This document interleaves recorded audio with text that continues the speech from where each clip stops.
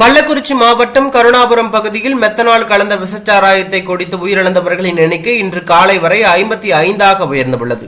100க்கும் மேற்பட்டோர் மருத்துவமனைகளில் சிகிச்சை பெற்று வருகிறார்கள். இந்நிலையில் இன்று கள்ளச்சாராய மரணம் விவகாரத்தில் தமிழக அரசை கண்டித்து ஆர்ப்பாட்டம் நடத்த முயன்ற பாஜக மூத்த தலைவர் எச். ராஜா உட்பட நூற்றுக்கணக்கான பாஜகவினரை போலீசார் அதிரடியாக கைது செய்துள்ளார்கள்.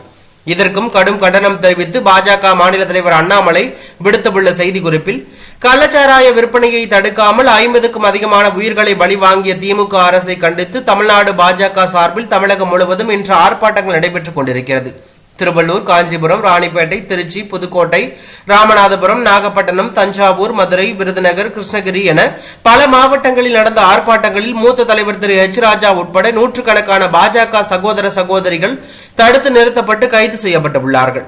தமிழக அரசின் நிர்வாக தோல்வியும் கள்ளச்சாராய வியாபாரிகளுடன் திமுகவினருக்கு உள்ள தொடர்பும் பொதுமக்களுக்கு தெரிந்துவிடக்கூடாது என்ற பதட்டத்தில் ஆர்ப்பாட்டத்தில் ஈடுபட்டுக் கொண்டிருக்கும் பாஜக சகோதர சகோதரிகளை முடக்க பார்க்கிறது இந்த அரசு.